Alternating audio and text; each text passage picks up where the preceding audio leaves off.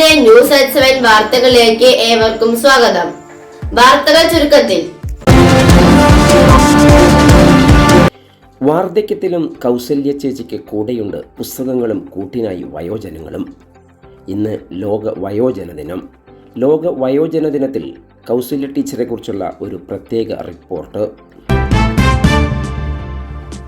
75 വയസ്സിലും കൗസല്യ പൊതുപ്രവർത്തനങ്ങളോടൊപ്പം ചാരിറ്റിയിലും ചുവടുറപ്പിച്ചിരിക്കുകയാണ്. തിരുവിഴാങ്കുന്ന് താനിക്കൽ വീട്ടിൽ കൗസല്യ പൊതുപ്രവർത്തനത്തിനോടൊപ്പം മറ്റു മേഖലകളിലും തൻ്റേതായ വ്യക്തിമുദ്ര പതിപ്പിച്ചാണ് ജൈത്രയാത്ര തുടരുന്നത്.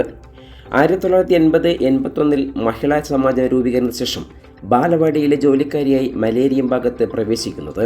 തുടർന്ന് 1989-90 കാലഘട്ടത്തിൽ ബാലവാടിയെ അംഗനവാടിയായി ഉയർത്തുകയും അവിടുത്തെ കുട്ടികളെ പഠിപ്പിക്കാനുള്ള ഭാഗ്യം ലഭിച്ചു. ആദ്യ കാലഘട്ടത്തിൽ ദിവസം 50 രൂപ പ്രതിഫലം ആയിട്ടാണ് ടീച്ചറുടെ ജോലിക്ക് തുടക്കം. 2011 അംഗനവാടിയിൽ നിന്നും അധ്യാപിക ജോലിയിൽ നിന്നും വിരമിച്ചെങ്കിലും വെറുതെ ഇരിക്കാൻ കൗസല്യയ്ക്ക് തോന്നിയില്ല. അപ്പോൾ 81-82 മറ്റേ ഒരു മഹിളാ സമാജമൊക്കെ രൂപീകരിച്ച് ബാലവാടിയായിട്ട് വന്നു. 90 ശേഷം അംഗൻവാടിയായിട്ട് വന്നു. പിന്നെ ശമ്പളമൊക്കെ വളരെ മോശമായിരുന്നു. പക്ഷേ 50 രൂപയൊക്കെ ഉണ്ടായിരുന്നുള്ളൂ. പിന്നെ 4000 ആയ മാസം ഒരു ഡിസംബറിലാണ് അത് പാസ്സായി വന്ന് ഞാൻ ആ മാസം റിട്ടയർഡായി. 2011 ഡിസംബർ ആകുമ്പോഴത്തേക്ക് നമ്മൾ റിട്ടയർഡായി. പിന്നെ ലൈബ്രറി കുറേ പ്രവർത്തനങ്ങൾ വേറെ ചെയ്തിട്ടുണ്ട്. BSc നേഴ്സിങ്ങിൻ്റെ കുട്ടികളുടെ വാർഡനായിട്ട് ഞാൻ 6 വർഷം കോട്ടയ്ക്കൽ അൽമാസിൽ, അത് കഴിഞ്ഞ് ഫാമിൽ 1 വർഷം ഏവിയേഷൻ്റെ കുട്ടികളെ വാർഡനായിട്ട് പോയി. അവിടെ നിന്നുകൊണ്ടാണ് ഈ വായനശാലയുടെ ട്രെയിനിങ്ങിന് പോയി വായനശാലയ്ക്ക്. പിന്നെ ഒരു 4 വർഷത്തിലേറെ ഇപ്പോൾ ചാരിറ്റി പ്രവർത്തനം. വിരമിച്ചതിന് ശേഷം കോട്ടക്കലിൽ BSc നഴ്സിംഗ് കുട്ടികളുടെ വാർഡനായി 6 വർഷത്തോളം ജോലി നോക്കി. തുടർന്ന് 2016 തിരുവിഴാങ്കുന്ന് കന്നുകാലി ഗവേഷണ കേന്ദ്രത്തിൽ 1 വർഷം വാർഡനായും ജോലി ചെയ്തു. സാഹിത്യ ലോകത്തെക്കുറിച്ച് അറിവുള്ള കൗസല്യ ലൈബ്രറി കോഴ്സിനായി തിരഞ്ഞെടുത്തത് പുസ്തകങ്ങളോട് കൂടുതൽ അടുക്കാനും അറിവ് സമ്പാദിക്കാനും ലൈബ്രറികൾ ഏറ്റവും നല്ലതാണെന്നുള്ള തിരിച്ചറിവിൽ നിന്നാണ്. കച്ചേരിപ്പറമ്പിലുള്ള പാറപ്പുറം അക്ഷര വായനശാല ആദ്യകാലത്ത് സാക്ഷരതാ പ്രവർത്തനങ്ങളിൽ സജീവമായി പങ്കെടുത്തതോടെ രാത്രിയുടെ ഘട്ടങ്ങളിൽ പ്രദേശത്ത് നിരവധി ആളുകൾക്കാണ് ചിമ്മിനി വിളക്കിൻ്റെ വെളിച്ചത്തിൽ അറിവിൻ്റെ ആദ്യാക്ഷരം കുറിച്ച് നൽകിയതും കൗസല്യ പറഞ്ഞു. അത് ഒരു ദിവസം പോലും ഞാൻ മുടക്കാറില്ല. എല്ലാ വ്യാഴാഴ്ചയും ഏത് ആഴ്ചയാണ് ഞങ്ങൾ നിശ്ചയിക്കുന്നത് വെച്ചാൽ ആ എല്ലാ ആഴ്ചയും ഞാൻ പോയിട്ടുണ്ട്. ഒരു ദിവസം പോലും മുടക്കില്ല. എൻ്റെ മോൻ ഹോസ്പിറ്റലിലായിട്ട് അവിടെ നിന്നും കൂടി ഞാൻ ആ ടൈമിൽ വന്നിരുന്നു. എനിക്ക് അത്ര ഇഷ്ടമുള്ളൊരു പ്രവർത്തനമാണ്. പിന്നെ ഇത് അതിനേക്കാൾ ഇഷ്ടമാണ് എനിക്ക് ഈ അക്ഷരങ്ങൾ എന്ന് പറഞ്ഞാൽ. അത് നമ്മൾ കുഞ്ഞു കുട്ടികളെ പഠിപ്പിച്ചിരുന്ന വനിതാവേദിയുടെ അംഗങ്ങൾക്കൊക്കെ എഴുതാനും വായിക്കാനും ഒക്കെ പഠിപ്പിച്ചിട്ടുണ്ട്. ചിമ്മിനികളൊക്കെ വെച്ചിട്ട് സാക്ഷരത പഠിപ്പിച്ചിട്ടുണ്ട്. കാൻഫിഡൻറ്റ് മുതൽക്ക് പിന്നെ PN പണിക്കര അദ്ദേഹത്തിൻ്റെ കൂടെ ഇരുന്ന് ഇവിടെ അദ്ദേഹം ഇരുന്ന് ഇപ്പുറത്ത് ഞാനിരുന്ന് പോയിട്ട് വർക്ക് ചെയ്തിട്ടുണ്ട്. ലൈബ്രറിയിൽ ഇരിക്കുന്ന കാലത്ത് പുസ്തകത്തിനോട് കൂടുതൽ സ്നേഹബന്ധം സ്ഥാപിക്കുന്നവരെ കണ്ടെത്തി ലൈബ്രറിയിലേക്ക് ആവശ്യമായ പല കാര്യങ്ങളും ചെയ്തു തരാൻ വേണ്ടി അവരെ പ്രേരിപ്പിക്കുകയും ചെയ്തിരുന്നു. അമിതമായി സ്നേഹിക്കുന്നവരെ കണ്ടെത്തി അവർക്ക് ആവശ്യമായ പുസ്തകങ്ങൾ വീടുകളിൽ സഞ്ചരിക്കുന്ന ലൈബ്രറി പോലൊരു പദ്ധതിയും കൗസല്യ തുടങ്ങിവെച്ചു.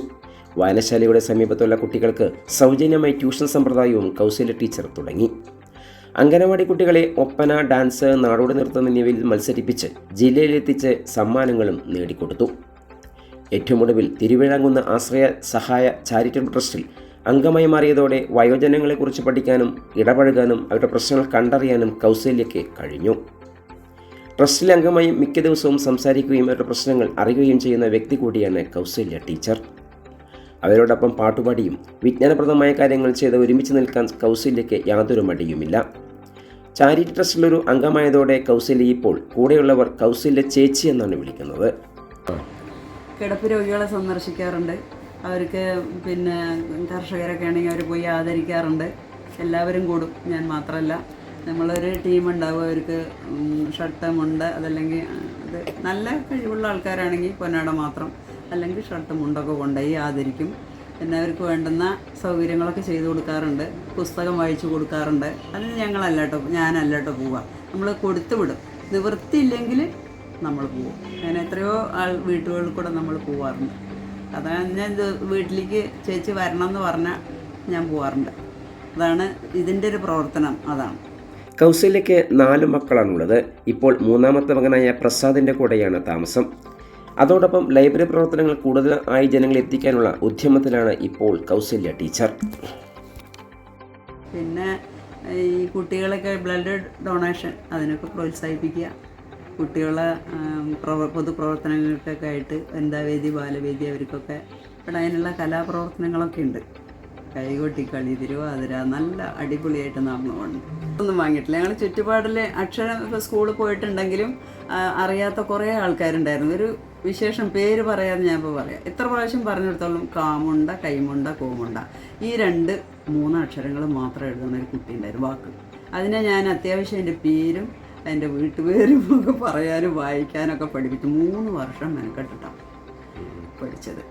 പിന്നെ മറ്റേ ബാലവാടിയിലാണെങ്കിലും ഞങ്ങൾ ബാക്കിൽ വന്നിരുന്നിട്ട് ചില കള്ളന്മാർ പറങ്കി മാമിലൊക്കെ കയറിയിരിക്കും, അമ്മമാർ കാണാതെ ഇവിടുന്ന് അടിച്ചുകൊണ്ട് സുഭദ്ര ടീച്ചർ കൈ കൊണ്ടു കൊടുത്തിട്ടുണ്ട്. അത്ര എനിക്ക് ദേഷ്യമായിരുന്നു സ്കൂളിൽ പോകാത്ത കുട്ടികൾ, ഭയങ്കര ദേഷ്യമാണ്. അടിച്ചവിടെ കൊണ്ട് ടീച്ചറെ കയ്യിലേക്കാണ്ടാക്കിക്കൊണ്ട്, അതായത് നല്ല അടി കിട്ടിയില്ലെങ്കിൽ അവർ പോയില്ല, സ്നേഹത്തിലൊക്കെ പറഞ്ഞു നോക്കും. ചാരിറ്റിയിൽ നമ്മൾ പോകുമ്പോൾ അവർ സന്തോഷിക്കുന്ന വഴി, അവർക്ക് പാട്ടുകളും കഥകളൊക്കെ പറഞ്ഞു കൊടുക്കുന്ന വഴി നമ്മൾ ചെറുപ്പത്തിൽ ഓരോ കഥകളൊക്കെ പലരും പറയാറുണ്ട്. അതിൻ്റെ കൂട്ടത്തിൽ പറയുമ്പോൾ അവർക്ക് സന്തോഷം വരുന്നതിൻ്റെ ഇരട്ടി നമുക്കും സന്തോഷമാണ്. കാരണം അത്രയും സമയം വേറെ ഒന്നും ചിന്തിക്കാനുള്ള ഒരവസരം കിട്ടില്ല. കാരണം ഇവിടുന്ന് എൻ്റെ ഒരു സ്റ്റുഡൻറ്റ് മുഖാന്തരം എനിക്കത് കിട്ടിയത്. അപ്പോൾ അവിടുത്തെ മറ്റേ പ്രൊഫസർ പറയുണ്ടായി, കടം വീട്ടി ശിക്ഷയല്ലേ എന്ന് ചോദിച്ചു. ആ വീട്ടി പറഞ്ഞു. പേര് പറയാൻ എനിക്ക് മടിയൊന്നുമില്ല, രമ്യ.